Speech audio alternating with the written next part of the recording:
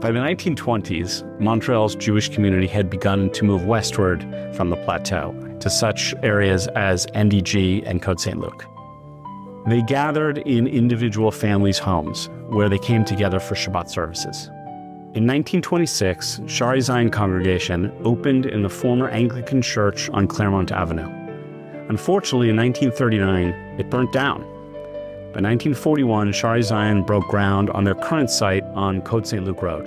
Completed in 1947, while families in nearby TMR formed congregation Beth-El in 1954, opening their doors in 1956.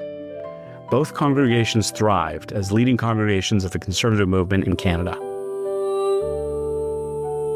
Ledor vador, ledor vador. My grandparents joined the synagogue in 1926 when it opened. 1945. In 1953. 1995. 2002. We've been coming here, like Ryan said, our entire life. I started coming here to junior congregation when I was like 6 or 7 years old. I'm the third generation. 6 generations. Wendy's grandparents were members. Wendy's parents were members. We're members. And our sons and their 3 kids are members. That's pretty darn good. And at the Shaare Zion Beth-El, we've had many life cycle events. I had my bar mitzvah here. I'm looking forward to having my bar mitzvah here. I was bar mitzvahed. My son was bar mitzvahed. I was bat mitzvahed in 1981 at Beth-El when it was on Lucerne. I'm really looking forward to having my bar mitzvah here. William Shatner had his bar mitzvah in the synagogue. I got married in Beth-El. My kids got married in Beth-El. Maya and I will be getting married here. Being able to celebrate each of my kids' bar mitzvahs, serving as the rabbi of the synagogue, standout moments. No, I just want to emphasize the feeling of community that I get here.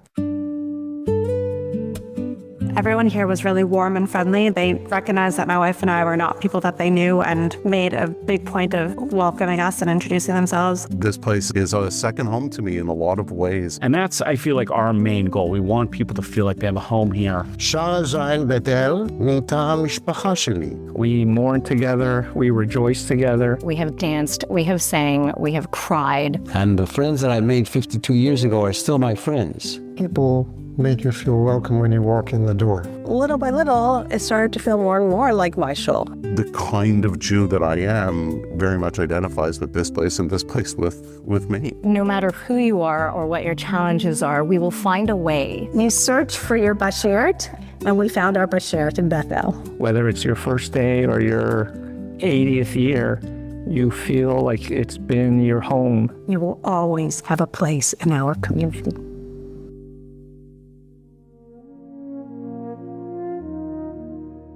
I love the services here. Simchat Torah. During Yom Kippur, Kol Nidrei. Rosh Hashanah, Shavuot. I particularly love the Sukkot services. My favorite service? Any service where I get to read Haftorah. The nice thing about Shaare Zion Beth-El is that there's kind of something for everybody. I come every Friday night because I really enjoy the service. Tous les Shabbats, on est ensemble, c'est chaleureux. At the morning minyan, I got to spend almost every morning with Rabbi Cohen and Cantor Gisser. Coming here, there was something unique, special about the liturgical music here. To me, makes davening here really, really special and unique. My father, the late Lou Burko, was the congregation's musical director for 43 years. My connection to this congregation is through the 5 traditions of Chazanut and choral liturgical music. I love the music here. I love when the choir comes. I just love the music. And my great-grandson loves the cantor and The singing.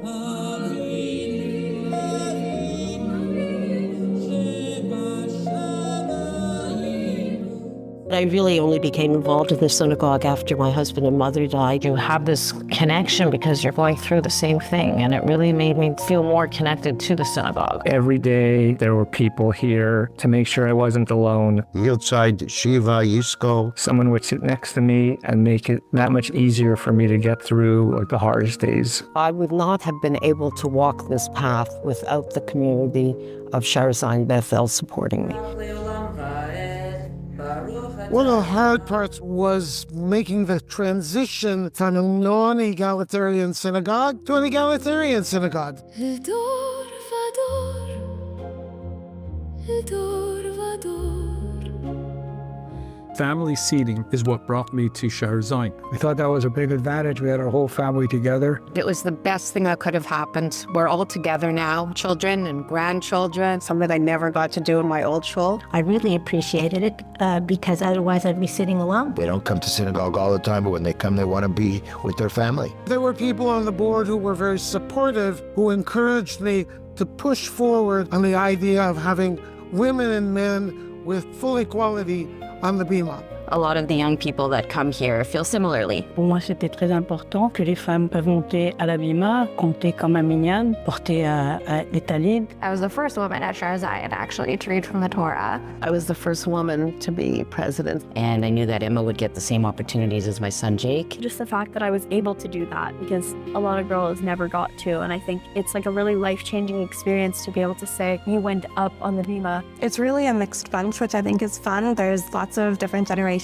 people from different parts of Montreal, people who had Sephardic backgrounds, people who came Mizrahi backgrounds, Ashkenazi backgrounds. Shaare Zine is a place where a Jew is a Jew no matter what you are. You know, we talk about inclusiveness, but there's something that goes beyond inclusion and goes to honoring differences, honoring everybody. So my husband isn't Jewish, and when it was time for my son Jude's bar mitzvah, they found a way for my husband to be fully involved in the service, and he is welcome and part of the Shaare Zine Beth-El family. It's a big, diverse community, and I really enjoy getting to know different people that I wouldn't have had the opportunity to meet otherwise. The only way this community is going to continue to flourish is if it continues to embrace change.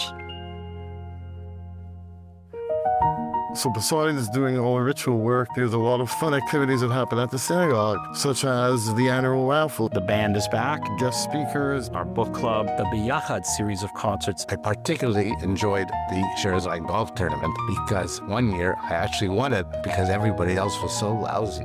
I like going to the B'nai Mitzvah program because I do mitzvahs and it helps other people. I like going to the B'nai Mitzvah program because I get to do fun activities with my friends. So I created the adult bar mitzvah program. 6 adult members are going to be graduating, and they've learned how to read Haftorah and chant the blessings. Shabbat B'Yachad is an effort to provide a sense of community and connection, which I think is so important these days. Super spirited and fun davening beforehand, a meal subsidized by Jenner Stoner. With lots of singing, dancing, drinking, being there, it was so freilich that we're definitely going to go to more in the future. One of my favorite parts of the week is a Friday morning music class that I host called Shabbatats. Every Friday morning at 11:30, moms and dads bring their babies for about 40 minutes of Shabbat music, and it's really a highlight of my week. The exposure to music at such a young age, how that was able to create such a foundation for a Jewish life for my child. It's so much fun seeing them get a little bit of Yiddishkeit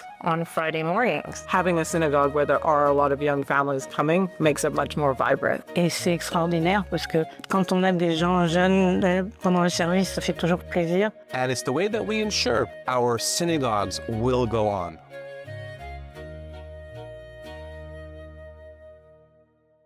In the last decade, 3 very significant events occurred in this congregation. The COVID-19 pandemic, the merger of congregation Beth-El with Shaare Zine, and the October 7, 2023 massacre and hostage-taking. Each one of these events brought the congregation's members closer to the synagogue, closer to Israel, and closer to each other.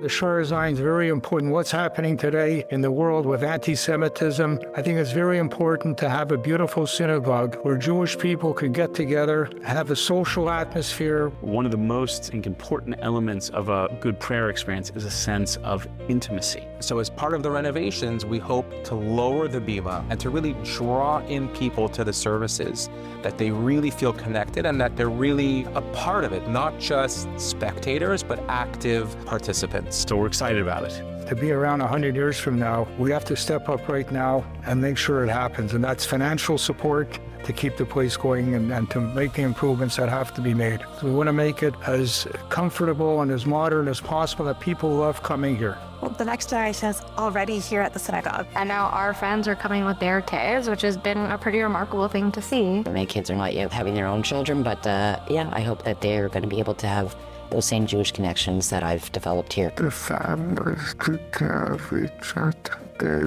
built something to preserve. There is a future, and I've always had faith in this community. It's exciting to look towards that future.